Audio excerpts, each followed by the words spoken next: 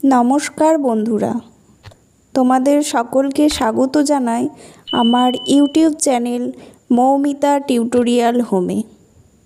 আজকে আমরা আলোচনা করব চতুর্থ শ্রেণীর আমাদের পরিবেশ বইয়ের 36 থেকে 51 নম্বর পৃষ্ঠার পাঠ্য এবং প্রশ্ন উত্তরগুলি। চলো তাহলে আজকের ভিডিওটি শুরু করা যাক। হারিয়ে যাচ্ছে বাঘ। এই পাঠ্যটা তোমরা ভালোভাবে পড়বে, কিভাবে বাঘ বিলুপ্তির পথে চলে যাচ্ছে। আস্তে আস্তে বাঘ কমে যাচ্ছে, জঙ্গল কমে যাওয়ার ফলে, সংরক্ষণ কমে যাওয়ার ফলে বাঘ কিভাবে আস্তে আস্তে কমে যাচ্ছে পাঠ্যটা ভালোভাবে পড়বে, পড়ে দেখবে। পরবর্তী আছে মরিশালের ডোডো হাঁস, সেগুলো বিলুপ্ত হয়ে গেছে। মরিশাস ভারত মহাসাগরের বুকে একটা ছোট্ট দ্বীপ, সেখানে ডোডো হাঁস নামে এক ধরনের হাঁস ছিল, সেগুলো আস্তে আস্তে হারিয়ে গেছে, বিলুপ্ত হয়ে গেছে। এবার আমরা চলে যাব কি আছে, নিচের পশু পাখিগুলিও হারিয়ে যাওয়ার পথে, তাদের বাঁচানো খুব দরকার। তোমরা দলে মিলে আলোচনা করে তাদের হারিয়ে যাওয়ার কারণগুলো লেখো। দেখো এখানে দেয়া আছে চড়ুই, শকুন, গোসাপ, ব্যাঙ, বাঘ। আমরা দেখে নেব একটা একটা করে। চড়ুই, এদের সংখ্যা কমে গেছে, বাড়ির ভেন্টিলেটরে এদের দেখা যেত। শোনা যায় মোবাইল টাওয়ার এদের হারিয়ে যাওয়ার অন্যতম কারণ। এদের সংরক্ষণ প্রয়োজন। শকুন, সংরক্ষণ কেন্দ্র আছে জলপাইগুড়ি জেলার বক্সাদুয়ারে। এখন মরা জন্তু খেয়ে এরা মারা যাচ্ছে, এরা সমাজের বন্ধু। 3 নম্বরে আছে গোসাপ, বন জঙ্গল সাফ করার জন্য এদের খুবই কম দেখা যায়। তারপর আছে ব্যাঙ, ব্যাঙ কম দেখা যায়, পুকুর ডোবার জলের সঙ্গে রাসায়নিক মিশে যায়, ব্যাঙের সংখ্যা এর ফলে কমে যাচ্ছে। তারপর হচ্ছে বাঘ, বাঘ সংখ্যা অনেক কমে গেছে, তবে সংরক্ষণ করা হচ্ছে। এবার আমরা কিছু অতিরিক্ত প্রশ্ন দেখে নেব হারিয়ে যাচ্ছে বাঘ থেকে। বাঘ কেন বিলুপ্ত হবে? দেখো উত্তর কি, মানুষের নির্বিচারে জঙ্গল কাটছে, বাঘের থাকার জায়গা কমছে, জঙ্গলে হরিণ, শুয়োর সব কমে যাচ্ছে, চোরা শিকারীরা বাঘের চামড়া, নখ, হাড় এসবের লোভে বাঘ মারছে, তাই বাঘ বিলুপ্ত হচ্ছে। 2 নম্বরে আছে বাঘ ছাড়া আর কোন কোন প্রাণী বিলুপ্ত হতে পারে?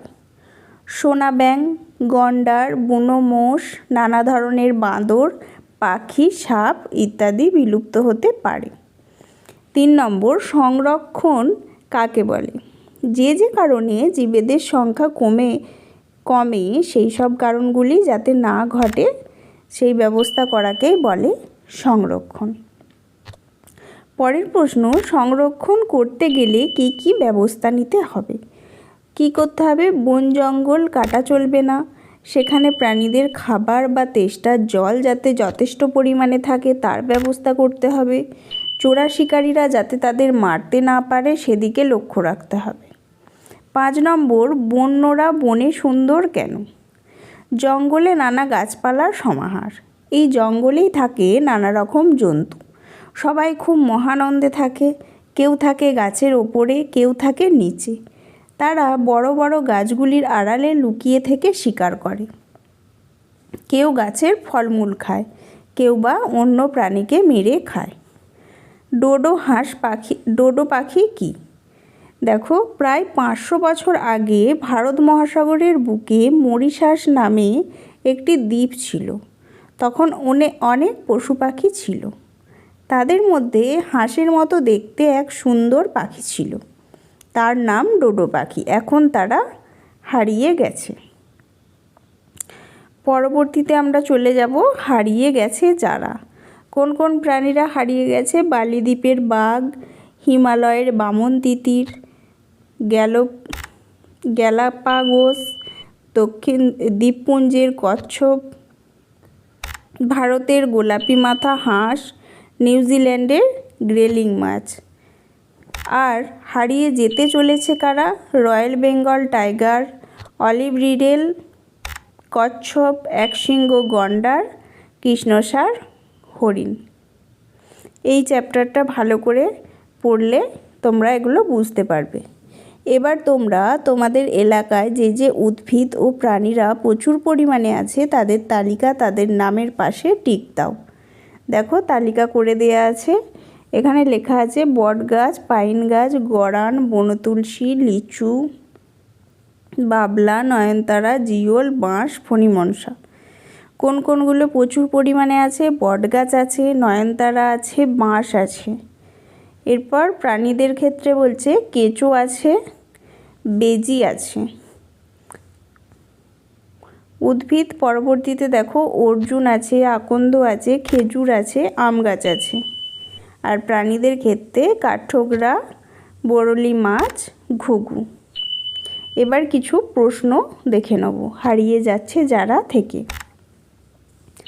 বিলুপ্ত প্রাণী কাকে বলে?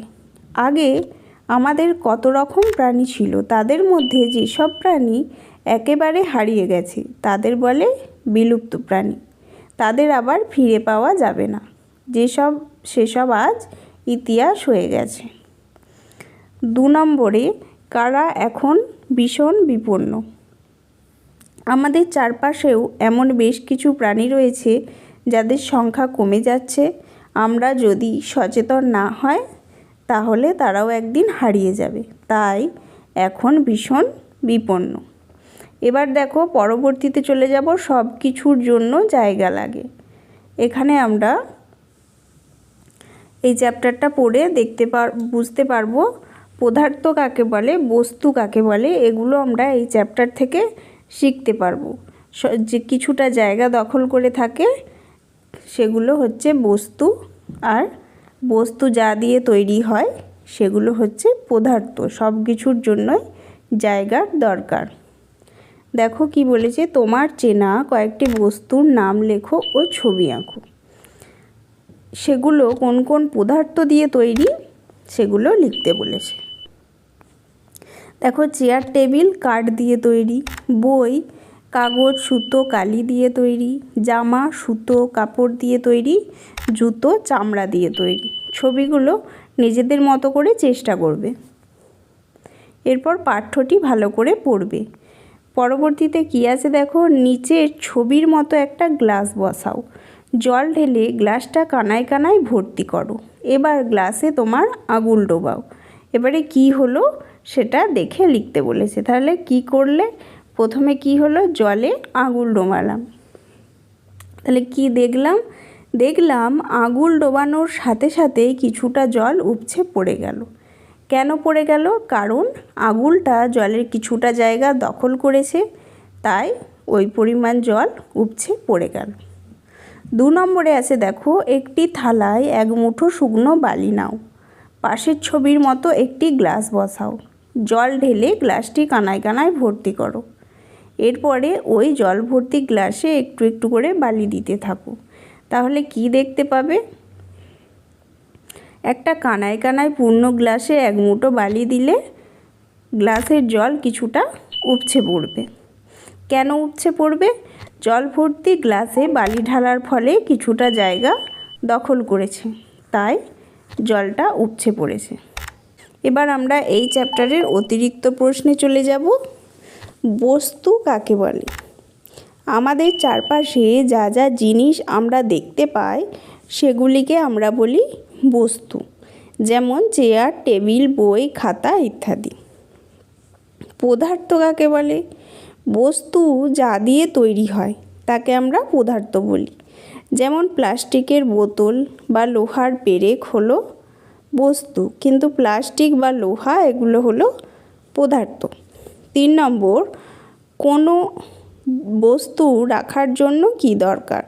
কোনো বস্তু রাখার জন্য জায়গা দরকার।